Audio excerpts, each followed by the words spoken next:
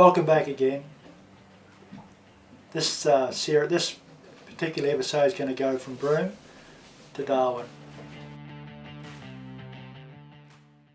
I spent about 2 or 3 weeks in Broome with Seth Wright and his wife, and I thought, well, I'm so close to the Kimberleys, I might as well go there. It's closer than Perth. So away I went. I was fueled up.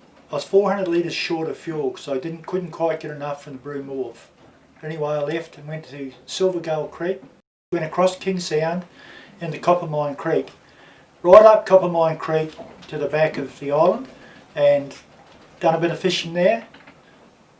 Went ashore and got oysters. Got trapped by a crocodile between the dinghy and me. First meeting with crocodiles, which I survived. And then the next day I went round to Silver Gull Creek, where there was a few boats. I fished for barra around there, caught nothing except trevally.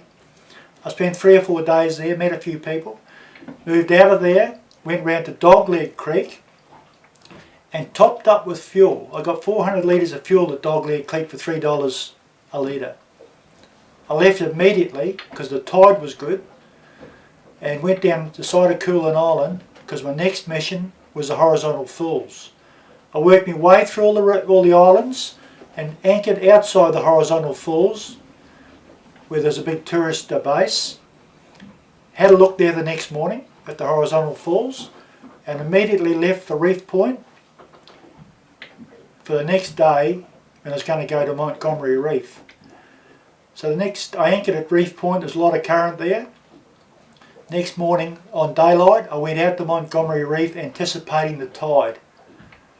When I got to Montgomery Reef I went up inside the reef and the water was pouring off the reef down to the gully I was in. It was a good experience actually. And I had warnings that you couldn't stay inside the reef as the tide increased because there's a lot of water, a lot of surge and a lot of whirlpools and stuff. When I went to start the main engine it wouldn't start, the starter motor stuck. So I had to go down, sort it out, the boat started and away I went and headed across the Kimberleys. Now I'd never been there before. I'd heard a lot of stories about the Kimberleys, tide, current. You'll see from all my pictures all the places I stopped. I was there 6 weeks. I stopped at, I seen all the Bradshaw paintings. I seen the mermaid where the mermaid survey vessel had carved in the Boab tree at Careening Bay. I seen all the oyster leases, a lot of oyster leases through there.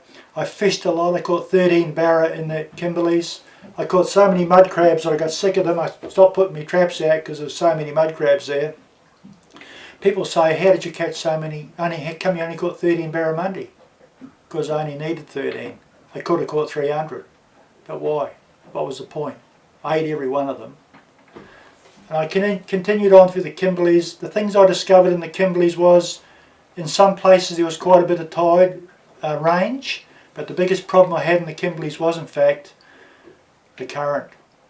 Now, as I going around Cape Voltaire or Cape Londonderry, if it took me 6 hours to get to Cape Londonderry, I had to be there when the tide was running the right direction. So it flooded from east to west and ebbed from west to east. So I had to get there as the tide turned. So calculating the distance, time to arrive at the Cape or whatever became very important, because pushing against 4 or 5 knots of tide around those points doesn't work. You've got to be running with it. I never got it wrong once actually. I never got caught out anywhere except Glycomus Bay, just west of George River. I woke up one morning, I thought, this weather doesn't look too good. By the time we got the anchor up, it was blowing 40 knots of easterly. And to travel 8 miles took me 3 hours, punching it into Gorge River. I didn't go into Gorge River because the tidal range at the Gorge River was only 1.2 metres. You'll see from my photographs all the things I've done in the Kimberley, so there's no need going on about it. Then I moved down to Wyndham and went right along the coast there, way up the coast all the way to Darwin. When I got to Darwin I only had 400 litres of fuel left. Lucky I fueled up at Dogleg Creek or I'd run out of fuel. So that's my trip from quickly with photographs my trip from Broome, to the end of the Kimberleys, to Darwin.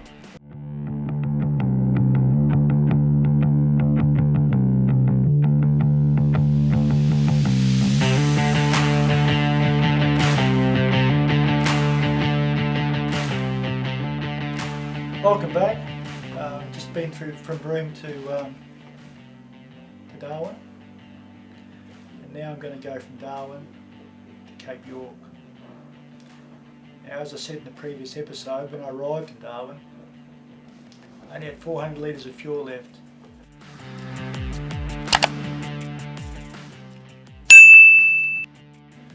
So in Darwin I met some friends there. I met my cousin I hadn't seen for 40 years, Russ, who was one of the bosses at Northern Territory Water, and we had a great time together. It was like we were at high school together. We had a great time. He helped me out massively, carted stuff around for me, showed me around. I stayed at his house. I met up with a friend I hadn't seen for 30 years called Marianne Criddle, just the same as I met her last time, just a fantastic person. I spent a month in Darwin, and then I've gone that far, I might as well keep going around Australia. So I left Darwin, I fueled right up and headed into Arnhem Land. Went around the Coburg Peninsula and headed across, anchored at many places. I went right inside the Coburg Peninsula. There was just anchorages everywhere. It was just a magic place for fishing, stopping. I went into the Earl River. I went right up the King River, well up the King River. I went into the Liverpool River and come out and anchored at Entrance Island, along the coast to Crocodile Island, the Goulburn Islands. I wasn't allowed on shore in the Goulburn Islands because you had to have a permit. Elcho Island, I just anchored outside the settlement. I didn't go ashore because I was so close to Gove, or Nullarbor, that's where I was heading. Got up in the morning at Elcho Island, checked the tide, and went into the Cadell Straits. Now the Cadell Straits, you need to be going the right way because of the current. Going through there with the current, there was whirlpools. There was a lot of current. Popped out the front of the Cadell Straits and headed over to Atwell Island and anchored over there. And at Atwell Island I went ashore, walked on the pristine white beach. I hadn't seen any boats for like months, weeks. And I took my fishing rod and was fishing along the beach. There's a wee muddy creek with mangroves on the island, a small island. A little billabong about 25 metres long. Threw me lure in, caught a barra, just like that, off the shore. The Atwell Islands is the start of the Wessel Islands, probably the most fantastic anchorages you've ever seen. You could anchor at a different place every night. And the Wessel Islands go right out to the Timor Sea. And from Atwell Island I went round the corner into Gove. I'd worked in Gove before and got a fantastic yacht club right on the beach, had a meal there. A bloke took me into town to get food, a guy with a ute. Said, I'll take you in, mate, and wait for you. And went into the shopping centre and got my food. And people started to say to me, well, be careful, because when you got to cross the Gulf of Carpentaria, it's extremely dangerous because of the southeast wind. So I watched the weather, and I thought, if I leave now, there's a rough chance I'd get across with no problems. So I left in about 15 knots of southeast the whole way across, 2 days, 48 hours steam. There was not more than 5 knots of wind. And I went to Crab Island on the Cape York Peninsula and slept for a day or so. Then left there and went round to Bamaga, or Cecia. It's got two names, an Aboriginal name and a white name. Anchored out inside the island there. There's a lot of current. But what a fantastic, I really loved it. I actually rang up my wife and said, if I stay here much longer, I won't be leaving. The people were so nice, it was so laid back, it was just a lovely place to be. So, with my photographs, that's my trip from Darwin to Cape York.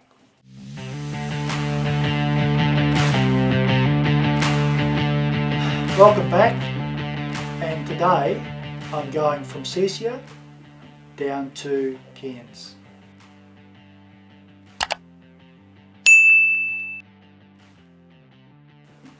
The biggest problem now is it's November and weather. We're in the cyclone season. I was reasonably concerned about it but kept an eye on it. It was very hard to leave Bamaga, but I did. I went across Cape York, top of Cape York to Adolphus Island and started heading south.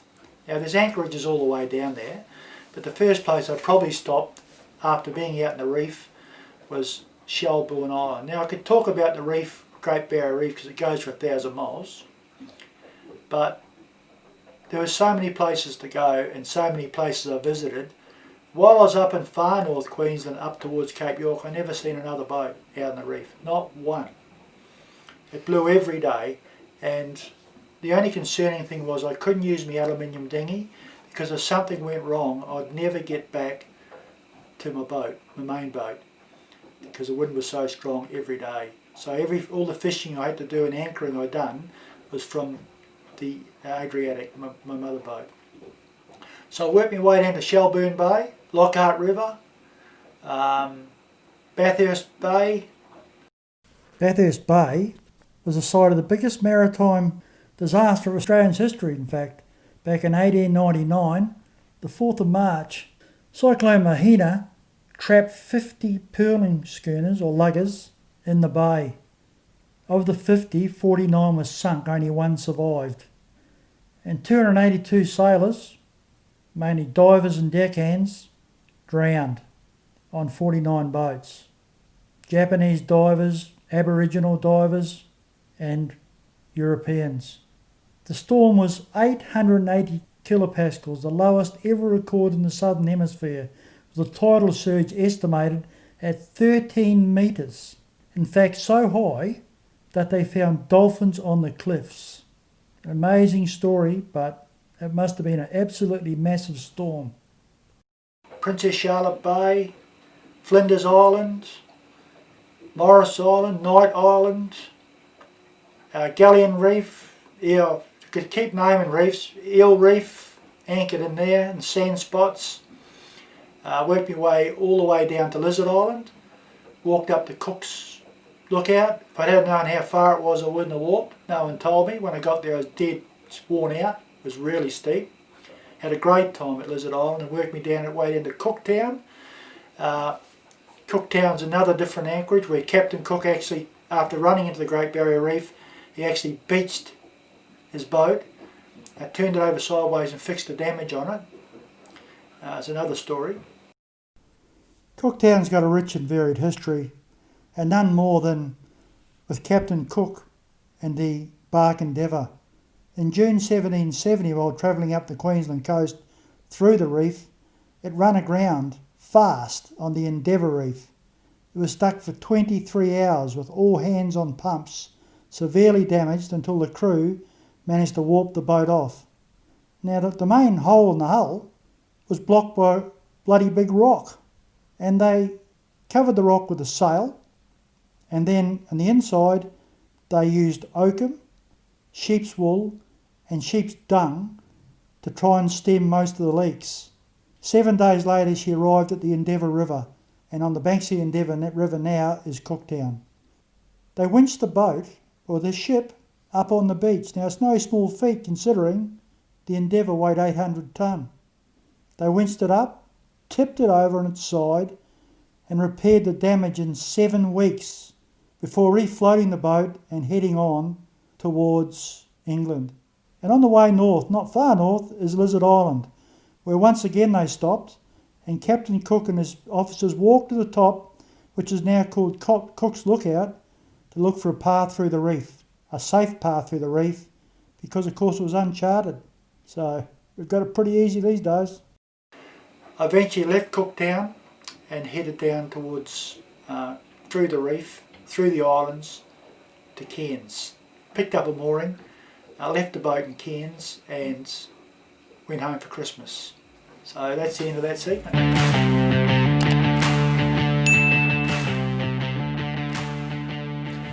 Welcome back again.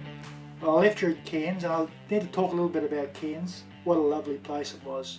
I anchored outside, right outside the town, and enjoyed all the highlights of Cairns. It was a fantastic place for me. I slipped the boat, done work on it, and left Cairns late January and headed straight for Fitzroy Island. It was a bit of a false start because the weather was really bad. It was so bad in fact that I went back to Cairns for a couple of days and left again, went to Fitzroy Island. Worked my way down the coast to Dunk Island, Gold Island. There were just so many places to stop and visit, and I'm going to not even mention some of the islands. Hinchinbrook Island, went to Cardwell, down through the Hinchinbrook Channel, come out the front, went to Zoe Island on the west coast, Orpheus Island, Herald Island, got down to Townsville, Magnetic Island, out in the reef, fishing. I mean, it was just, there's islands here I just haven't mentioned. Cape Bowling Green, Bowen. I went to Bowen and stayed there for $60 a week in the marina. Bowen was probably the perfect example of how nice people are in Australia. They were just so relaxed, and I spent a month there. My wife came up and she's to visit the Whitsundays, so we went down to the Whitsundays, spent a week or so there. Unfortunately, while we were there, Cyclone Isa went past and everyone went home except me. I stayed out in the islands, and in Sid Harbour it was blowing 60 knots on the anchor. It was whirly-willies going past us, whirly-willies of waterspouts. And I said to the wife, it's blowing 60 knots there, I said, don't worry. He said, I know a lot about cyclones. If it goes north of us, I know where we're going to hide, and if it goes south of us, the cyclone, I'll go and hide here. And she said to me, see that tin shed on the wharf there? I said, yes. She said, I'm going to pack all my shit up and lock myself in there. I don't care where you go. So that was sort of the end of her time on the boat, really. Took her back to Bowen and she went home. But from then on, I worked my way down through the reef and all the islands, just miles of islands. I can't even mention them all. I went to most of them and worked my way down to past Mackay, and in Mackay I met a friend of mine, Lindsay Dowie, who used to live with me round the corner from me when I was a kid and went to school with him. Hadn't seen him for 40 years and stayed at his house. So it was just highlights like that made the trip. And I visited friends up in the scrub there. They got a lovely little house up in the scrub there, and Ronnie Pearson and his lovely wife living in absolute nirvana, really. It's a fantastic place. Visited them a couple of times, worked my way down the coast. Brampton Island, Scafell Island. I was at Scafell Island and I remember saying to someone, I'm having a lot of trouble getting out of Queensland because it was so nice. Everyone was nice, relaxed. It was just absolutely beautiful. Went to Keppel Island, went into Yeppoon, and I met a couple of friends there, Desi and Annie O'Connell, stayed at their house. It was just the hospitality was just great to see them again. And worked my way down to Fraser Island. I went to Lady Musgrove Reef, went into Gladstone, done an oil change, down the inside of Fraser, went to Tin Can Bay. Wee bit of time in Tin Can Bay, I really loved it there, it was really nice. Come across the Wide Bay Bar and headed down to Malula Bar. I went into Malula Bar because a friend used to live there, and I left Malula Bar and went into Brisbane. Now, I went right up the Brisbane River and tied up opposite the Botanical Gardens right in the centre of Brisbane. Now the good thing about Brisbane was not only the tying up it right in the middle of the city, 5-minute walk, but I've seen friends that I hadn't seen for a long time. John Boyce and his wife, Bruce Pickard, who I hadn't seen for 25 years, my auntie, Erin and Paul Boddicker, and Jeff Jeffries, another fisherman I used to know, I hadn't seen for 40 years. Now seeing those people made my trip.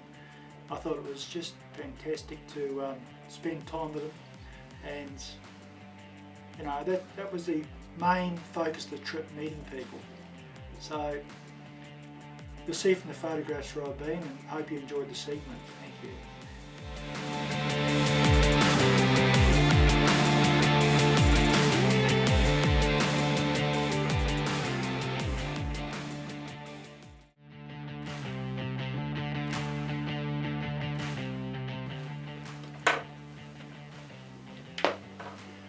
Welcome back. Now I'm going to try and cover from Brisbane to Sydney.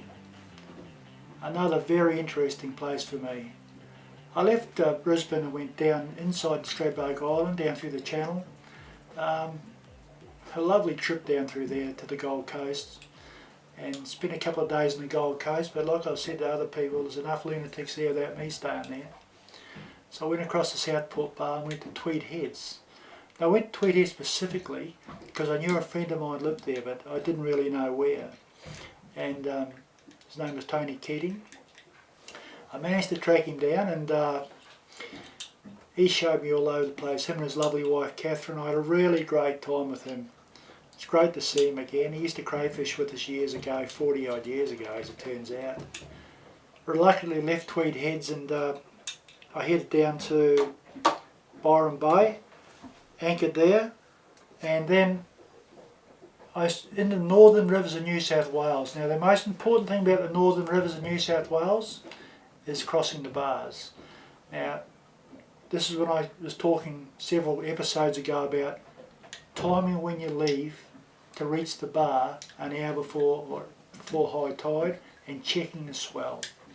So I went down to the Cairns River and never been there before, went into Iluka first and anchored 100 yards away from a fantastic pub, and I almost stayed there. And I met some great friends in there, Boots Towner and my friend Brad. I could have stayed there, but I had to keep going. So I left Iluka and I moved down to Camden Haven. It's another lovely little place, a lovely little bar on the river mouth and in the hotel. And there's a lovely RSL there, so I just anchored outside the RSL. There's a wharf there that you can use, but there was boats already there, so I had to wait. And moved my way down to, left there and moved down towards Coffs Harbour, and another lovely anchorage. Moorings right in the harbour, picked up a mooring there, went ashore, had a really good time. Then went down to, the New South Wales coast surprisingly was fantastic. Went down to Trial Bay, went into Port Macquarie, which has got a seemed like a nice bar, but when the current's running out there's a lot of overfalls.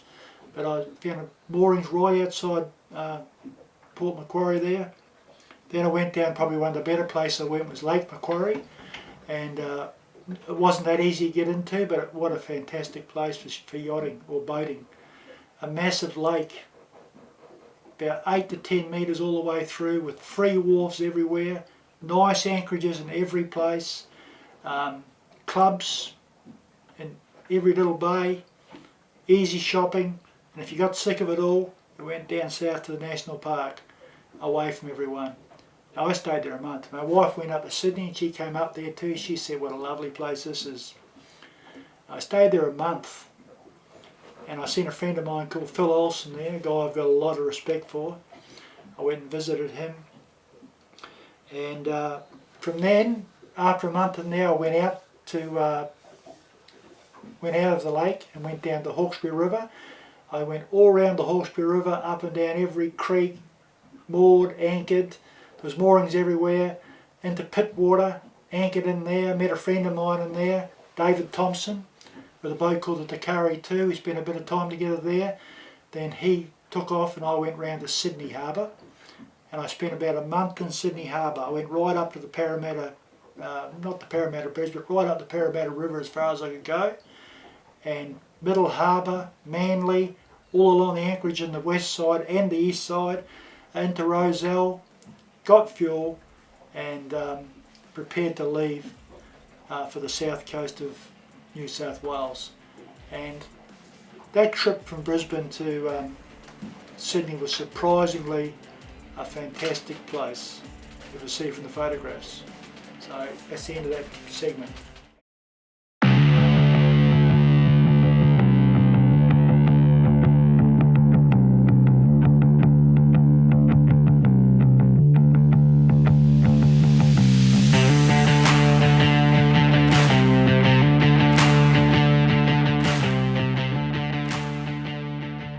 Welcome back, and I'm in Sydney at the moment, so I'm going to go now from Sydney to Triabunna in Tasmania, and I'm going to just quickly go through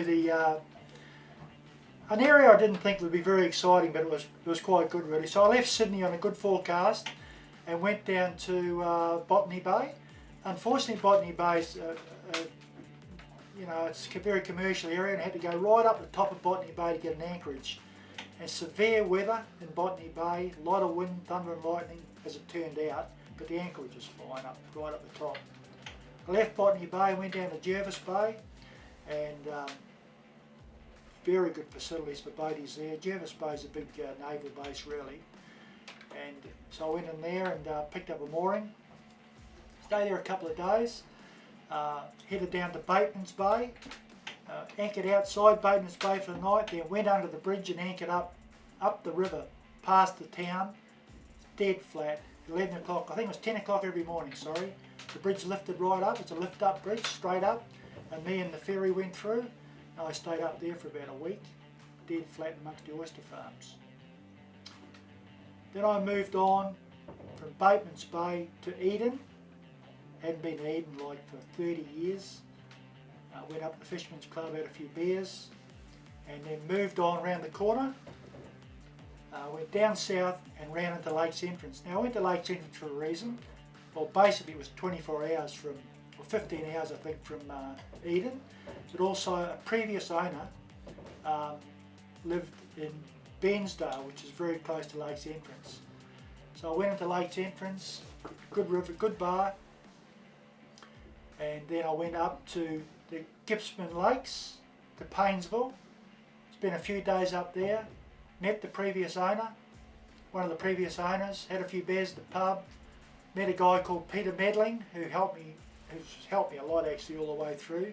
He's got a boating shed up there, and departed there for Triabunna in Tasmania, checked the forecasts and left across Bass Strait. Took me about 42 hours I think, 42 hours from Lakes Entrance directly to Triabunna in Tasmania.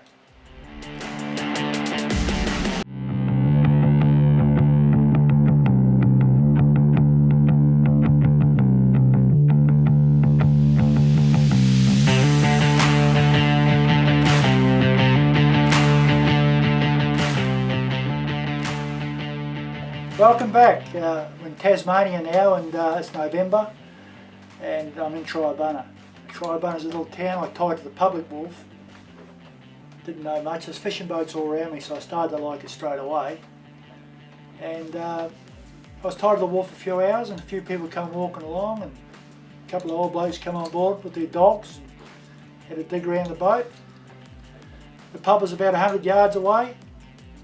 There's a little boat building shop 50 yards away, and I'm starting to think, now this is perfect for me. There's wooden boats and sawdust everywhere, and a pub 100 yards away. It was just a lovely little place with lovely people.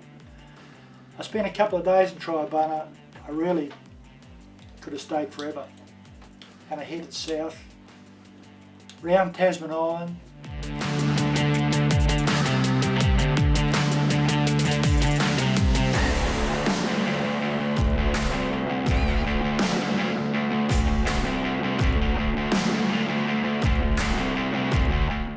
After landing Tasman Island, I went up to Port Arthur.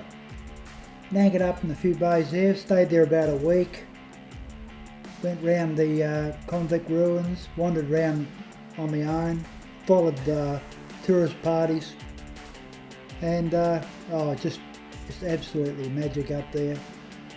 And after probably about a week, I departed and headed round Cape Royal up to Hobart through Storm Bay, but the weather was so nice I thought, well, you know what, I might go down south through Bruny Island. Well, I turned it round and went down towards Bruny Island, and it blew 40 knots in northerly. So it wasn't too bad. It was sort of on the starboard quarter, but it was a lot of wind. It built up a lot of sea going around the corner. As soon as I got around the corner at Bruny Island, it just stopped. Got in there, and I started to find what people think about Tasmania. around Broome Island, the anchorages, Cygnet Bay, up in Cygnet, Margate, Dover, just anchorage after anchorage after anchorage. It's a boatie's dream. The only problem is they have winters, but this was summer. So I spent a lot of time puddling around there, and then a friend of mine organised a mooring for me in Prince of Wales Bay so I could go home for Christmas. So I went out to Prince of Wales Bay and tied in a commercial yard and left my boat in Hobart. While I was away, I went away for Christmas month and come back to Prince of Wales Bay and slipped the boat at Prince of Wales Bay, painted the bottom, got a couple of seams tapped up, and my friend Greg Kearney, a terrific help to me. He's been in Australia about 30 years. He comes from a small town in New Zealand called Greymouth, probably 40 years, no, 30 odd years. A small town called Greymouth, and he helped me massively. He loaned me a vehicle, he pointed out different places where I need to get stuff, just a massive help really. I can't thank him enough. And after Christmas, So I slipped the boat in Prince of Wales Bay. I was allowed to go into the Wooden Boat Festival in Tasmania, in the Hobart. And after parking up there was hundreds of boats. There was from square riggers right down to dinghies, converted crow boats like my own, yachts, and working crow boats. So I was in heaven. I had hundreds of people come on board the boat and look through it. A couple of famous people, two previous owners, Jeremy Capone and John Atkins, who converted the boat in Bairnsdale. And for me it was just 3 days of absolute joy.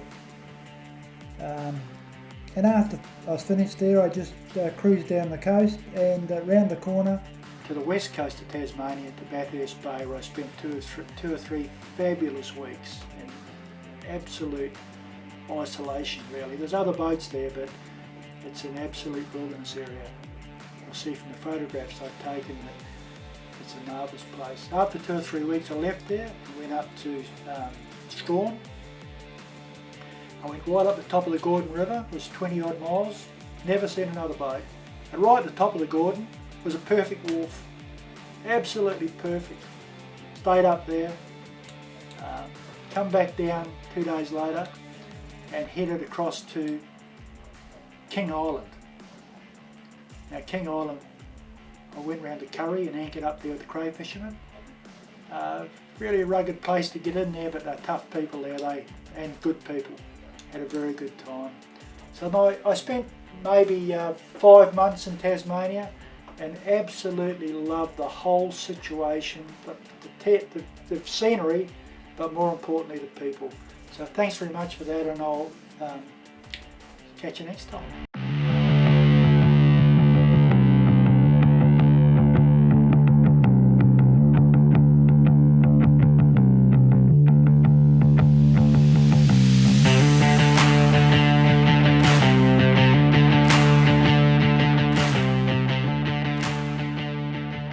Welcome back. I left you in Curry in Tasmania, in King Island, subject to the worst weather you can get really. The guys go out regardless and do their gear every day. I was tied to the wharf. I met a lot of fantastic people there, like you wouldn't believe what people are like. They're so nice. And anyway, after about a week or so I left Curry and headed for Melbourne across Bass Strait again. And a friend of mine David Thompson, had a friend of his organised me a berth in Melbourne. Now there's not a lot of boats in Melbourne that I've seen in actually the city, but my wife came over, we spent a month there, going to the markets, going out for lunch, checking out, really for a tourist it was really nice. Easy to travel, trams, went to the football rugby league there, watched the Melbourne Storm, who incidentally I hate. And she went home and I departed for Apollo Bay. The only really bad thing about Melbourne was coming out through the entrance, and I didn't realise that there's breakers all across the entrance that are on the part of the tide. after coming in. I realised going out I had to be a bit more careful. So I went down to Apollo Bay and had assistance down there. Spent a couple of days in Apollo Bay.